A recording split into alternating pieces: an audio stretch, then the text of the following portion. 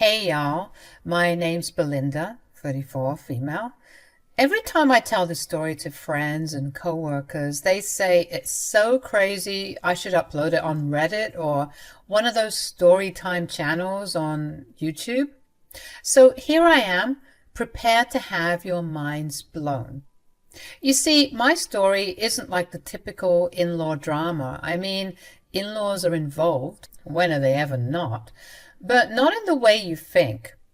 After getting married to Kurt, 37, male, I always thought my family was pretty standard, the usual mix of quirks, laughs, and the occasional embarrassing moment. Nothing crazy. Little did I know the real drama was waiting in the wings. The center of this whirlwind was my mother-in-law, Gail, 62, female, and my late father, Dave, 66, male. You see, Gail was the epitome of prim and proper. She liked things in perfect order, neatly arranged, and above all, she despised any hint of goofiness or messing around. Now, my dad, God rest his soul, was the complete opposite. He was a walking, talking comedy show, stumbling over his own feet and finding humor in every situation. Life was a joke to him, and he wouldn't have it any other way. His mantra was all about never taking anything too seriously because life was so short. Needless to say, Gail didn't really like my dad, and my dad, being the goofy guy he was pretty much oblivious to Gail's irritations. Although they didn't really get along as much, no one could say that my mother-in-law had anything against my dad. That was until the infamous luncheon she had that transformed her from a mean and grouchy old lady to Cruella de Vil herself. Picture it, a gathering of her high society friends, delicately sipping tea and nibbling on finger sandwiches, and then enters my dad, fashionably late, ready to sprinkle some chaos. First, he stumbled in like a cartoon character, drawing gasps from the gathered guests. Gail looked like she was about to murder someone, clearly feeling embarrassed. But wait, it gets better, or worse, depending on your perspective. In a crazy display of comedic misfortune, Dad managed to topple the Piece de Resistance, an ice sculpture that Gail probably paid a small fortune for. The gasps turned to horrified silence, and Gail's face turned a shade of red I didn't know was possible. You can imagine the chaos that ensued. Kurt and I were caught in the middle, desperately trying to smooth things over. Gail's luncheon had turned into a circus, and my dad was the ringmaster. The aftermath of that luncheon was like a twisted sitcom. Gail, bless her heart, was obviously devastated. I felt a pang of sympathy for her. She had put so much effort into that event, only for it to be hijacked by a well-meaning klutz. Dad, being Dad, was in overdrive with apologies. Gail's friends were ready to bolt, their noses high in the air, but Dad had a plan up his sleeve. In a surprising turn of events, Dad transformed the disaster into a comedy extravaganza. His impromptu stand-up routine and improv not only salvaged the day, but had everyone in stitches. Even the snooty guests couldn't resist cracking a smile. Everyone was having a ball, except for Gail, that is. She was in no mood for laughter. Dad tried everything to mend the situation, telling her that he'd pay her back for the damages caused. But Gail, determined to nurse her wounded pride, left her own party in a huff. Imagine that, leaving your own party and your own home because you were upset. Woof. From that day forward, it was like the War of the Roses in our family. Gail, still fuming, treated Dad like he was a cockroach. I get that she was pissed, and I let her stew in her anger for a while, but literal years went by and it seemed like things would never be patched up on her end. Dad was always extending the olive branch, but she'd either ignore it or downright swat it away. What really ticked me off is that she even skipped his funeral. Kurt and I were beyond upset. How could she let a silly event overshadow a man's entire life? So that night, emotions raw from Dad's funeral, I mustered the courage to ask Gail the burning question: what exactly was her problem? I needed to understand why she was letting this grudge cast a shadow over everything, especially in such a difficult time for our family. Gail, today was such a mess. Where were you? Why didn't you come? You know I never liked your father. I know, but you couldn't even show up at his freaking wake. I'm going to let that slide because I'm sure you're feeling very upset right now. Yeah, Gail, I'm very upset. My own mother-in-law couldn't bother attending my dad's funeral. How do you think that makes me feel? What about my feelings, Belinda? You guys didn't give a damn when that clown ruined my luncheon. I became a laughingstock after that. Do you know that?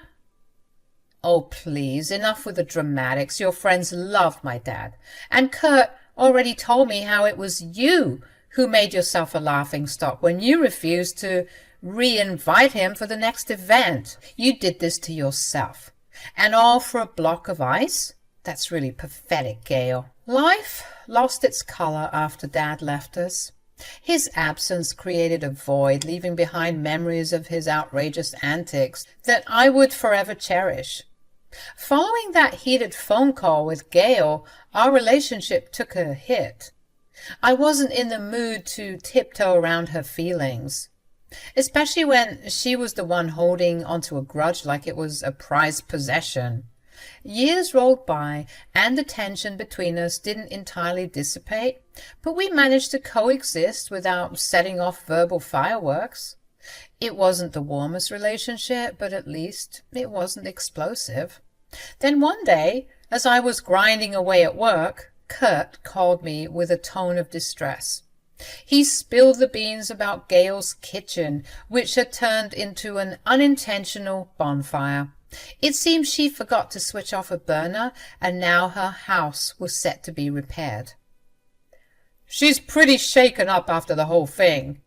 Yeah, I can imagine. What a shame. I'm glad she's okay. Yeah, but her ego's bruised. She doesn't want to have to slum it up in hotels, and she doesn't want to live with anyone. Why am I not surprised? Yeah, so we're currently looking for places. Which brings me to ask you, is that rental property your dad used to own still available?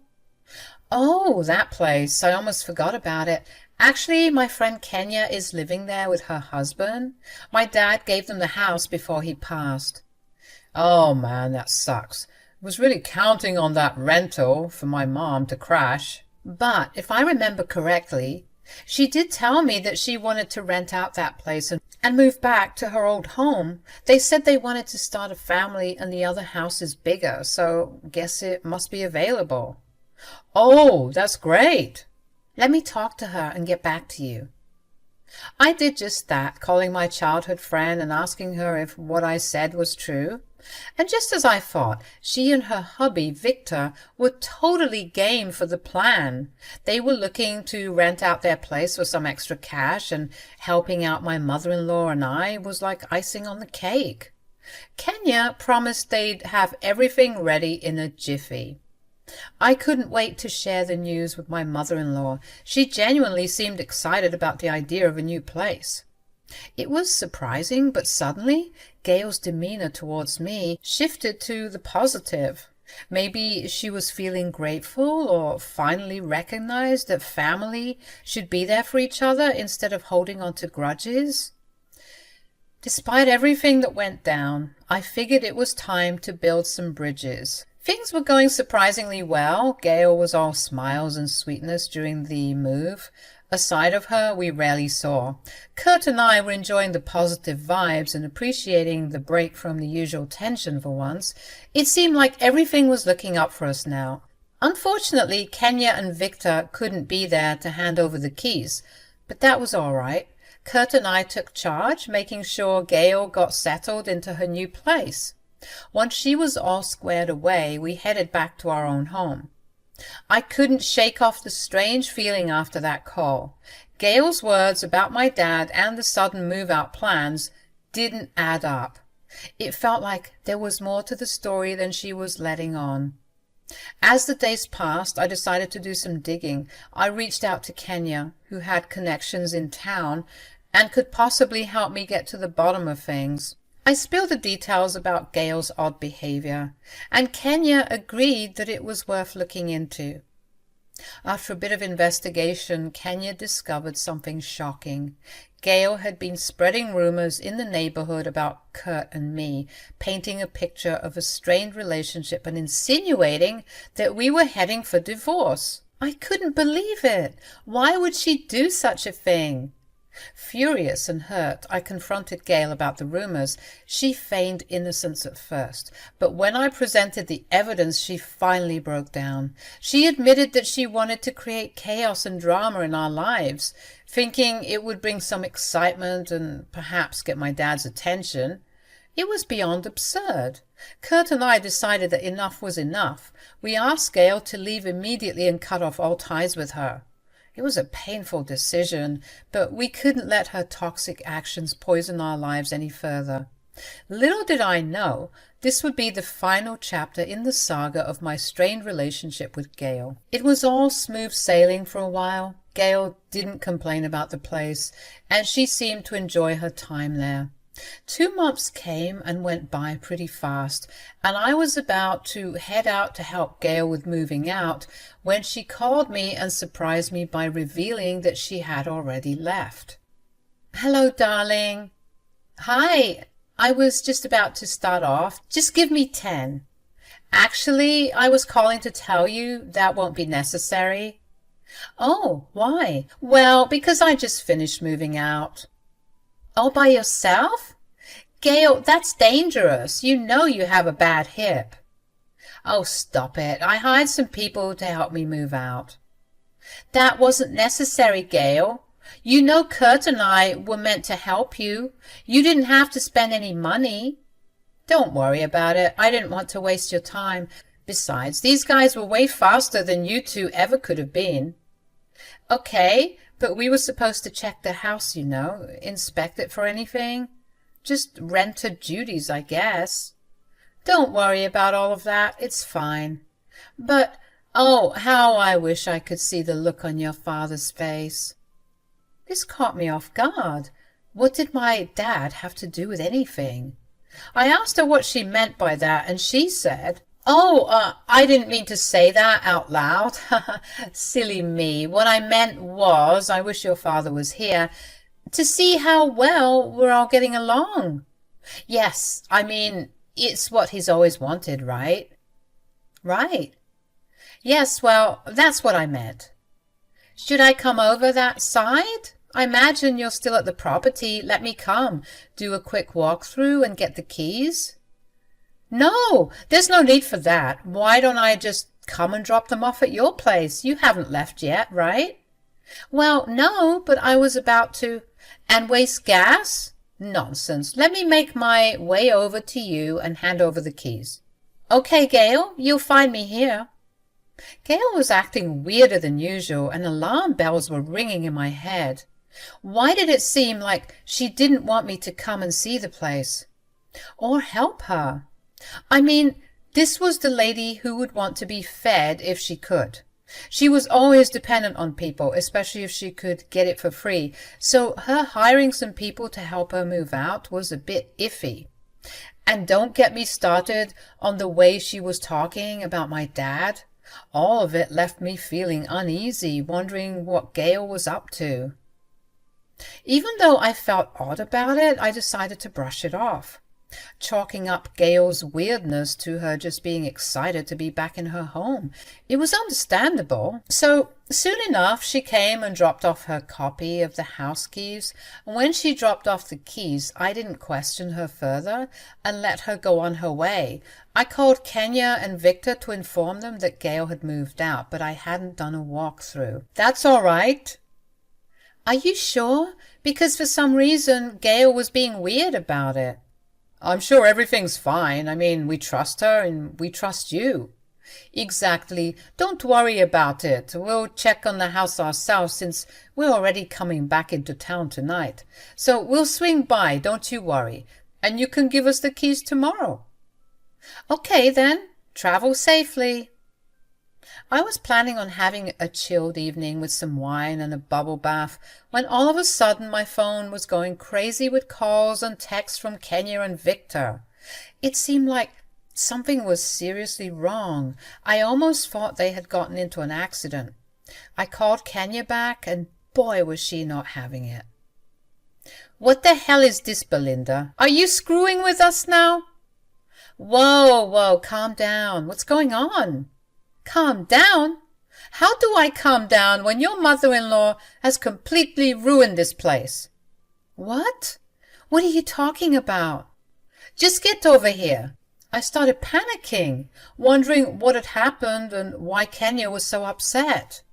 Quickly getting ready, I headed to the house, texting Kurt to meet me there because something was definitely up. When we arrived, horror awaited us. The outside of the house looked like a trap house, covered in dirt, grime, and scandalous graffiti. Initially, I thought some crappy neighborhood kids had done this just to be annoying, but Kenya was quick to point fingers at a much older person. What did that witch do to our home? What the hell? Kenya, Vic, what's going on here? You two should know. After all, it was Gail who did this, obviously. No, there's no way she'd do this.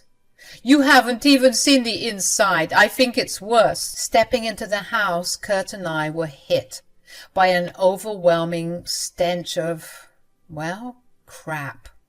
The place was a disaster, with animal feces and sewage smeared all over the walls and floors.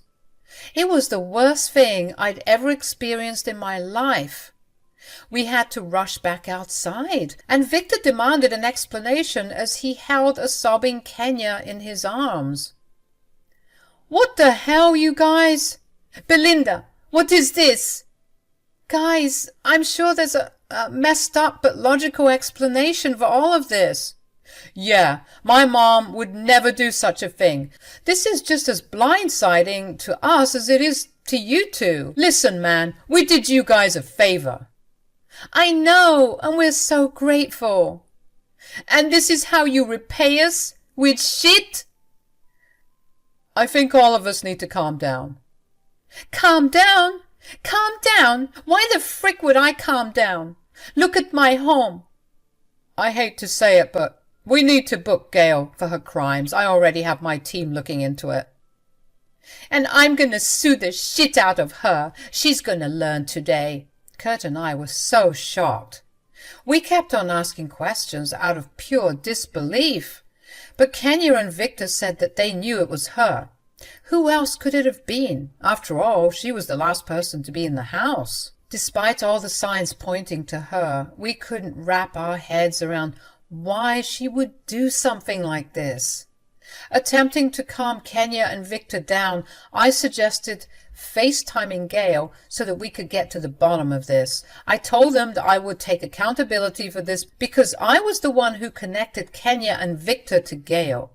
I told everyone to stay out of the camera view so that she would think I was speaking to her alone. Hello?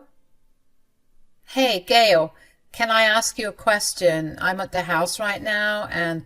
Oh, so you see the surprise I left you? If by surprise you mean an actual shit show, then yes, I see it. What the hell is this? Oh, Belinda, you sweet, naive child. You were so eager to give me your father's home. Didn't you know I'd get my revenge? Revenge? What revenge? For all those years ago, of course. You thought I forgot. Gail, what the heck are you talking about? You know, my luncheon, the ice sculpture. What? So you mean to tell me you disgraced this place all because of some ice? I told you that you needed to get over that. I'll never get over it. You're lucky that's all you got. I was going to burn down the place. How did you even do all of this? This is so disgusting, Gail. It's a new low, even for you.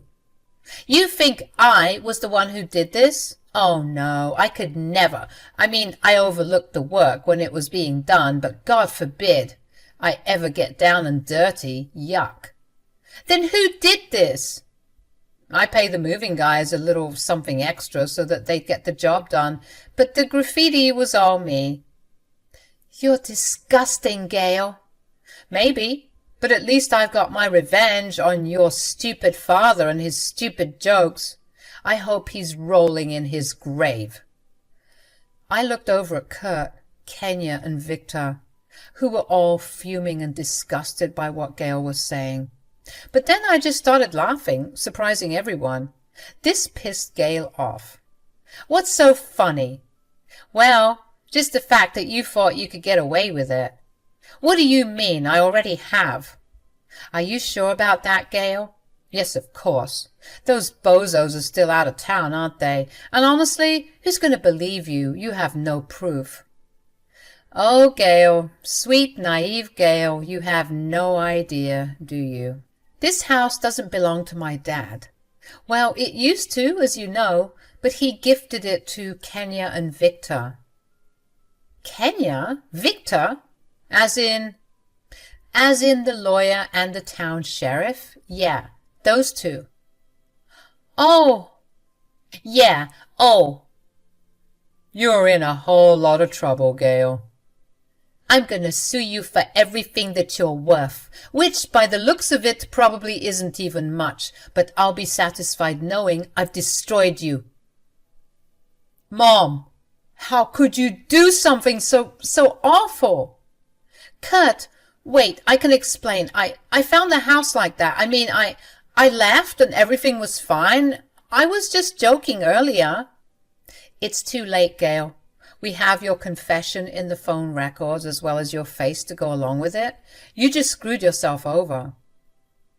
And it was all for your stupid revenge, all for a stupid block of ice. I still don't get what the big deal is. He literally paid you back. You don't understand how humiliated I was. He ruined my reputation. No, Gail, you did that all by yourself. Don't drag my dad into this crap. And it looks like you've cemented yourself as a bad shit crazy old lady. Congrats. Just wait until I see you in court. And then behind bars. Wait, I can explain, please. After being caught, Gail started apologizing to Kenya and Victor, essentially kissing their asses because she knew how professional and skilled they were at their jobs. She knew that she was screwed and she was trying everything in the book to win their affection, but the damage had been done. Kenya and Victor were yelling at Gail, mainly Kenya, and they were telling her that she was going to pay for everything that she had done. Gail was in tears, of course. I would be too if Kenya yelled at me like that, but I eventually had to cut the call and regroup with the team. Kurt and I began apologizing, feeling embarrassed about the whole situation. Kenya and Victor, despite initial anger, seemed to calm down a bit after scolding Gail and making her aware of the consequences she was about to face. Kenya assured me that everything would be all right as long as they got justice and made it clear that she held nothing against me and Kurt, since it was evident that we didn't know about Gail's horrid plans. Kurt and I offered to cover the cost of a cleaning service to restore the house, and Kenya and Victor were grateful, but they said, "That's really sweet, but I need it to come from her pockets." You know what? You're right. She's the one who did this, so she should pay.